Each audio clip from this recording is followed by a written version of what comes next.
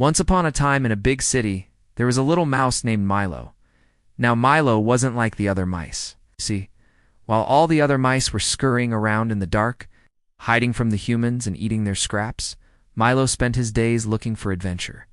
He'd climb up tall buildings and look out over the city. He'd even walk right through parks in the middle of the day, tail held high, looking for something, anything, that would make his life more exciting. One day, as Milo was scampering through the park, he came across a little girl sitting on a bench. She was all alone, and he could see that she was crying. "Why are you sad?" he squeaked, and the little girl jumped, startled by the tiny voice.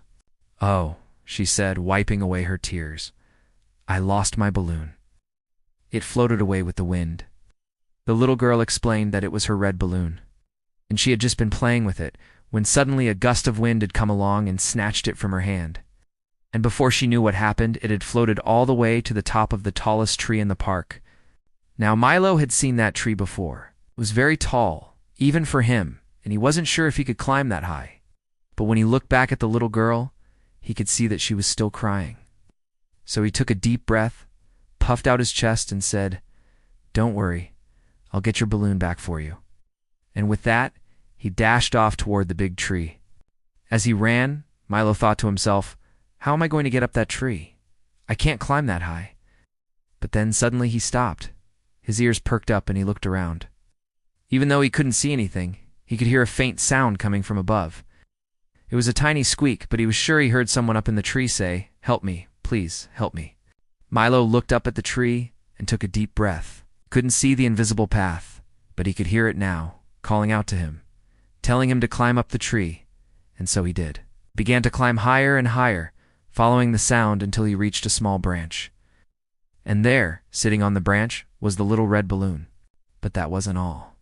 Sitting beside the balloon was a tiny little bird. And when he saw Milo, he cried out, "Thank goodness you're here to help me. I got caught in this tree while trying to get that balloon down for the little girl, but it's too high for me to reach. Can you grab it for me, please?" Now Milo wasn't sure if he could reach the balloon, but he tried anyway. He stretched out his little paw and managed to grab hold of it. Then, with all his might, he began to pull. The bird flapped his wings and chirped, "Good job, little mouse, you got it." And together, Milo and the bird managed to get the balloon free from the tree. Then, with the balloon in his paw, Milo raced down the tree and made his way as fast as he could to the little girl. When she saw him coming, she stood up and cried out, "You got it back? Oh, thank you, little mouse. You're the best." And with that, she took the balloon and tied it to her wrist.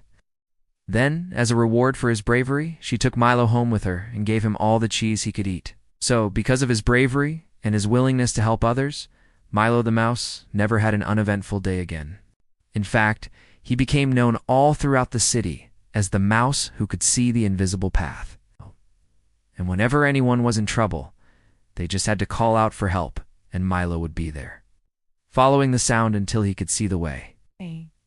And so, no matter how big or small the problem was, as long as there was someone in need, Milo the mouse was always there to help.